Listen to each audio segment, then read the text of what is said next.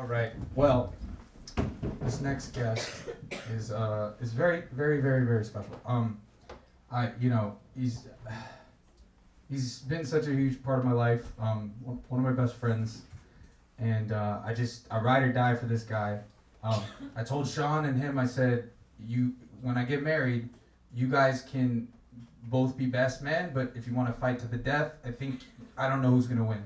So you guys figure it out, but one of you guys will be the best man, But seriously, I love this dude, and I'm just honored to. I don't even want to give away how special this set is for so many of us. But he's a wonderful friend, a wonderful comedian. Give it up for Richie Rosales!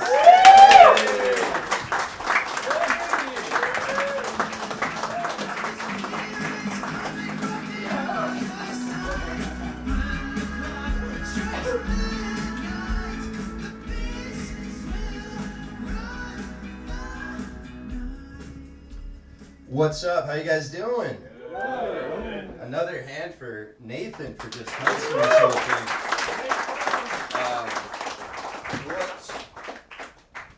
Just an incredible job. Hell of an intro, man. Thank you for that. Was like a best man speech before doing the stand-up set, which I love. Well, a hand also for everyone that Mrs. Mosher, whole production team, everyone that you guys have seen tonight. Unreal, and a hand for you guys for packing this place out. This is crazy, guys. This is amazing. I don't think we could have packed this in any tighter. I think we hit every single crevice that this house provides. I was expecting some people to be sitting up there. Nathan could have charged, if you wanted to make some extra money. He's like, yo, $1,000 window seats up there, dude. This is an amazing house. Keep it going for the fish.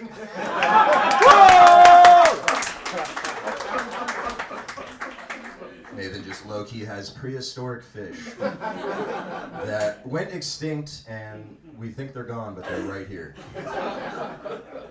I think each fish has to go for at least $100K.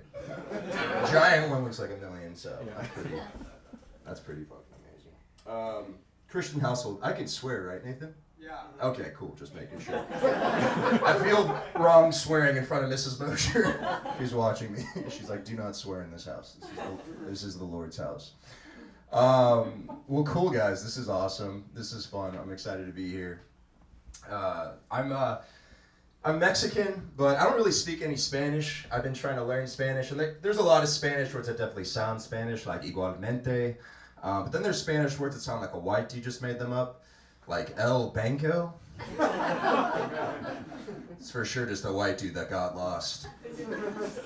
Like amigo, hola, tengo dinero, necesito El Banco. El Banco, sí. Wait, that's a word? Sí, El Banco. How do you say burrito? Burrito. Holy shit, I'm fluent. I got this. It's funny how another stand-up comedian will tell you that you bombed. They'll never say you bombed. They'll just be like, was that all new material? You're like, that was my best 5. They're like, I can tell it's ready for late night. You're ready to go. Weirdest feedback I've ever gotten from another stand-up comedian. I was at an open mic. I got off stage. Dude comes right up to me. He's like, all right, man, I'm going to tell you why you just bombed. I was like, I feel like I had a pretty good set. He's like, you didn't. Here's why. He's like, your face is too symmetrical. I was like, run that by me one more time. He's like, your head's a perfect square. People are so focused on that, they can't focus on your stand-up, so you gotta address that up top. And a week later, he quit comedy, never returned. Best part about that is, like, in this dude's mind, he's like, I'm never coming back to stand-up. But before I leave, this dude's gotta know this shit. This is vital information. You guys ever follow someone on Instagram and then they follow you right back as you guys are still staying face to face, and they just go through your Instagram like it's like a job interview? They're like, it's your dog? Yeah, it's a sick dog, dude. It's your family? Yeah, it's a sick family, dude. It's your girlfriend? It's my ex-girlfriend. Condolences, she's hot as fuck there, dude. Yeah, man, I used to have a life coach, of course. Has anyone ever had a life coach in here? One of my best friends, of course. Thank you. Keep it going for Nick for just having the bravery to say he had a life coach. I've asked that question so many times. First person to ever actually admit to having a life coach. Thank you, brother. Yeah, I used to have a life coach, and I was always trying to figure out like what the difference was between like a life coach and a therapist. And I kind of figured out like a therapist will take you through your emotions, past and present. A life coach is just a fucking hype man. Like a life coach is just a therapist for bros. Like I'd walk in sometimes, I'd be like, I feel good today. He's like, bro, you seem good. Your whole vibe, your energy, dude, you're sick. Once you're all healed up, dude, you should grab drinks. And I'm like, oh, I'm actually here because of my drinking problem. He's like, okay, for sure, respect. I'm like, dude, are you a certified life coach? He's like, oh yeah, dude, definitely graduated from Arizona State, president of my fraternity. Just saw a Craigslist ad online that said like some dudes needed help because they didn't have game or something like that. I'm like, oh, I'm struggling with like depression and drinking problems. It's a little bit more complex than that. He's like, it sounds like you don't have game, dude. Let me help you with that. I got you. Yeah, man. I do acting, and does anyone do acting in here? Sounds good, guys. Thank you very much. Oh, okay, there we go. Yeah, I do acting, and I overheard another stand-up comedian one time, and he was like, man, I can't stand actors. Points to me, he's like, Rich is the only normal one I've ever met. Which just makes me think, like, what kind of actors is this dude running into? You know what I mean? Where he just goes up to one of them and like, hey man, how are you? Like, how am I? Yeah, dude, how are you doing? Not great, man. I got a family member that's not doing too well right now, so we've been taking it day by day. Like, oh my God, dude, I'm so sorry. If there's anything you need. And scene, thank you so much. That's for an audition I have coming up for Law and Order, so appreciate you letting me run that by you. You know what I mean? That was really fucked up. Get the fuck out of here. Dude, just get the fuck out of here, man. And scene, I actually also have an audition coming up for Law and Order, so thank you.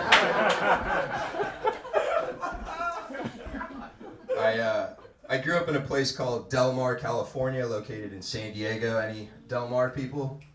Shout out. My fucking boy again. No Martians. Let's go. That's two volunteers. I appreciate it. Yeah, man, I grew up in Del Mar, and like where I grew up, you have to have this voice. Like even if you don't have this voice, when you like move to this city, they'll make sure you have it. Like you can move to the city and be like, I love this city. Okay, cool. Let's just take that one more time from the top. I want you to think about the proximity that you are to the beach, the fact you can get a dank-ass burrito pretty much anywhere you want, and then just your insane amount of privilege. Let's just take that one more time from the top. Oh, I love this city. That was perfect, dude. Well done. That was awesome. Yeah, like, I can't make it because I'm already like from a place where everyone's made it. You know what I mean? Like, that's not making it when you're from a place where everyone's made it. Like Biggie Smalls, the reason we love Biggie Smalls is not only because he's a phenomenal rapper, but because, you know, he came from the bottom. He has a lyric where he goes, we used to fuss when the landlord dissed us, no heat, wonder why Christmas missed us, birthdays were the worst days, now we sip champagne when we thirsty. And it's like, that's beautiful. That's rags to riches. Like, no one wants to hear about fucking Brandon from Bel Air. You know what I mean? Like, yo, this must be fate. It's another night, my Postmates is late. Dad took the Ferrari, so I'm stuck with the Benz. Yo, Jessica, please respond. I'm just trying to make amends. They smile in my face, but really they're just trying to take my spot. I guess really it's just me, myself, and my yacht.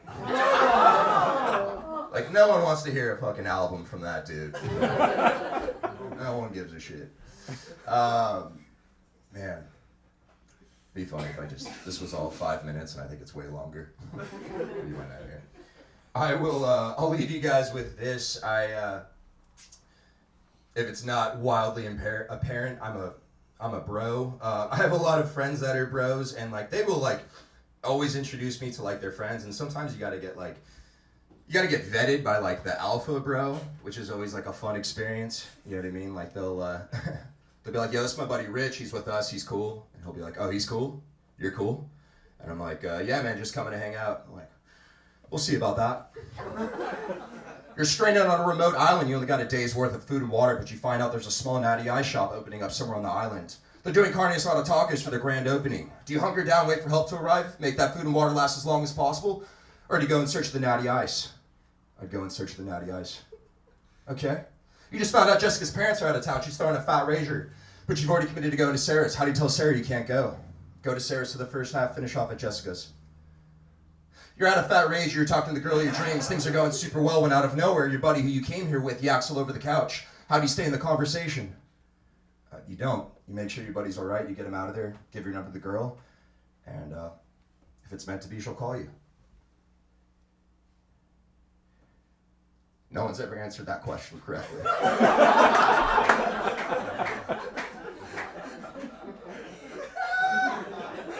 I want you to be the best man at my wedding. That's what I'm telling you guys. Thank you so much. Appreciate it. Keep going,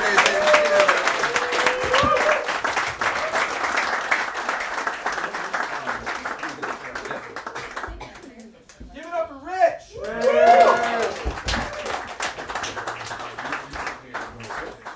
I feel like, can I stand just because I feel like the piano cuts me off when I'm sitting? Oh, you have a good point. Very tall. Yeah. Any short kings in the house? Make some noise. Does that work? It's kind of weird. What'd you say? Is this cool if I stand, or is this kind of weird? It's only weird for you. Okay, cool. Let's stand then. I made it weirder. So I'm gonna announce this. I know you're embarrassed, but so I can't that was wait. What are you about to was say? that fire? Yeah. Was that okay? We can gas him up, right? Okay, so That's why here's you didn't ask me beforehand. yes. So here's the special thing about this. So Rich calls me and he says, I want you to produce and be like the creative director of me doing stand-up specials, correct? So Rich and I met through stand-up, right? And he's always been amazing, right? Like, and we've been best friends. I said, why don't we just shoot this? You know what I mean? Like, why don't you do the show? And you were afraid. Mm-hmm. Yeah. He was afraid to do the show. Still. And I said, why don't we make the special a documentary / special about you facing your fears and being a stand-up comedian again? Because you guys might not know this. This guy has 1 million TikTok followers and 200K Instagram followers. And you've delivered successfully 10,000 Postmate orders. What is this? You caught me off guard with that thing. 10,000, bro? No. What's it? You told me you were like, bro, I kind of want to do 5 more I am DoorDash. Yeah, I currently have 973 Uber Eats orders that I've completed. So I still plan on completing the last 17. That is my goal, is to hit 1,000. So I have to figure that out. Oh my god. But so Rich did stand up, always amazing. And then he did DoorDash for like 24 hours a day, saved up a bunch of money, shot videos nonstop, and then went viral. And then, the pandemic happened. We had some we had a dear peer and comedian friend commit suicide, Jack Knight. Yeah, Jack. And he was like a pillar of our community because he was the first one to get tapped up. You know what I mean? Like, he was like first draft pick. Also, by the way, the T-Wolves and the Nuggets, you should check out the score. But I won't ruin it. But it's like he was the guy that was going to be the next guy, right? And he took his life. And it was just a shock. Like, you said it was like stand-up was like our amusement park, our escape. And somebody died on the ride. And it's like, how do you go back to that? You know what I mean? It really sucked the fun out of it. And so, So anyways, this set tonight, we are using this footage for that documentary. So all of you guys were awesome. You laughed. So give it up for yourself. Thank you for that. No one in the audience is going to give us permission to use that footage. He told me, he said, so we did this one show, right? We did this one show way back when. I used to produce shows at UCLA. And our friend Austin, we do these big shows, and we did this show at this place called Tree House, and it was like a frat house, right? That you could do shows at, and it was like 300 people in some like living room, right? It was like this, but 300 packed to the brim. Bergie was there. Bergie was there. Evan Berger was in the house. Yes, give it up for Evan. Shout out, Berger. Yeah. Anyways, it was low ceilings, and I was sitting in the back. I was sitting behind the stage, and Rich did a 15-minute set. And I used to obsessively listen to comedy, specials, albums, anything I could get my hands on, right? I'd listen to my voice recordings, and I would compare them to an album. And I'd be like, is my decibel level reaching the level of a professional album on my voice, right? I would do that. And so I was sitting back there, I'm like, this is exactly what I would hear on a special. like the way he like rode the wave of the audience. It was just everything was in sync. So I told him after that. And so you said we want something that like Treehouse. Mm-hmm. Yeah. It's this. Yeah. No, 100%. So it's just surreal. Yeah. Yeah. How do you feel about that? Good, man. Yeah. We met at Beverly Glen Deli, which is a great spot. I don't know why I gave that detail, but yeah, we met there. Because you love that place. I You love like, that place. Yeah. It's like one of my favorite delis You love that in place. LA. And by the way, James, were you at the Treehouse show? Now that I think of it, I think you were there. I think I've been there once. Yeah, James was there too, bro. Special. But yeah, I just said, you know, I don't know. I was just like terrified to get back into stand-up because bombing is something that terrifies me, and so I felt like I was like, yeah, if we're gonna do this, it'd be cool to have the same sort of atmosphere as Treehouse because that was such a fun experience. And this honestly feels very similar to that. I mean, everyone's very packed in, which these are my favorite type of shows. Like one of my favorite stand-up specials of all time is yep, Yeah. I'm an amateur. Is Purple Onion with by Zach Galifianakis, and it's like I think half that special is just Zach Galifianakis playing a character, doing interviews as his like twin brother. That's just him, and then he's just in a that's a San Francisco venue, right? Yeah, it closed down, but it was attached to a hotel, and it was about like 60, 80 seats, and it was just a historic live music venue. Yeah, and so everyone's just right in this dude's face, and I'm like, how cool is that? Because he's just going into the audience, and you know, our plan for October is that we're gonna be. So this is I don't know how much time I did tonight, but we're gonna be filming this as a documentary, and obviously putting this all together and showing it in October when I film 30 minutes. I'm gonna film my first 30 minutes, but it's the venue is going to be only probably about 70 seats. Yeah. So it's I think when I wanted to do that venue and I'm like, oh, this is too small, and Nathan's like, why is it too small? I'm like, well, 70 is not a lot of people, and it's not a stadium, it's not like a theater, and he's like, dude, it doesn't have to be. It can be as many people as you want and still be a special. And then I thought about Purple Onion, and I was like, that was a very small venue, so it's cool, worked out. Yeah, so I think this couldn't have gone better for you, and I'm super excited. Like, one of the things about our friendship, and I think this is just friendship in life in general, is that I don't think you'll ever be as big a fan of your stand-up as I am of your stand-up.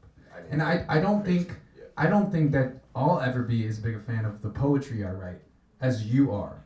Because when you tell me like, bro, it's like, well, now Drake got knocked off your list, but but he'd be like, it's Drake and then you, and I'm like, what? Like, how? You know what I mean? You would tell me that, and I don't, I've accepted, like, I don't have to see it because I don't do this for me anymore.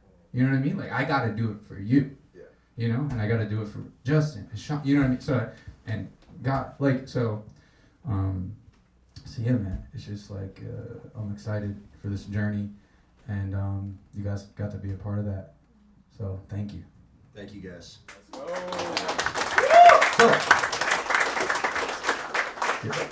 So to wrap it off. Yeah. Your answer. What's the question? Who would you be if you weren't afraid of suffering? If I wasn't afraid of suffering. Jeez, I should have prepped this. Okay. If I wasn't afraid of suffering. I'm overcomplicating this. I think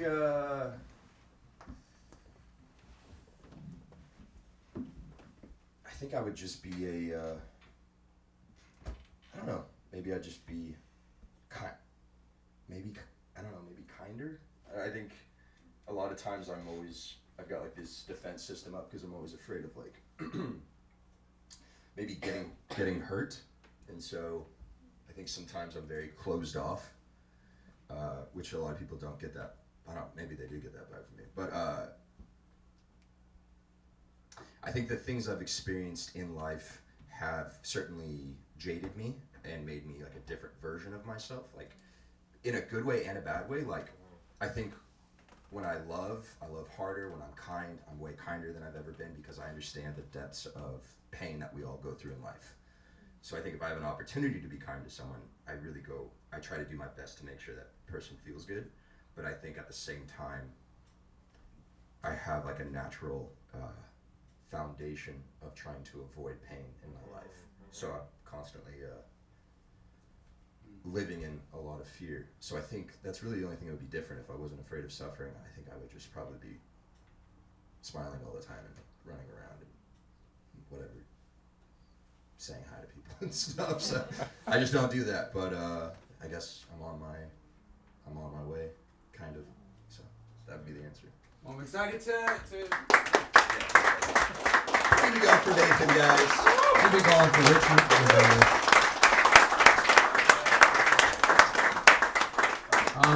Follow him on Instagram and TikTok so that you can get updates of what's next. We got so many amazing things in the works, and I'm super excited to work with my best friend.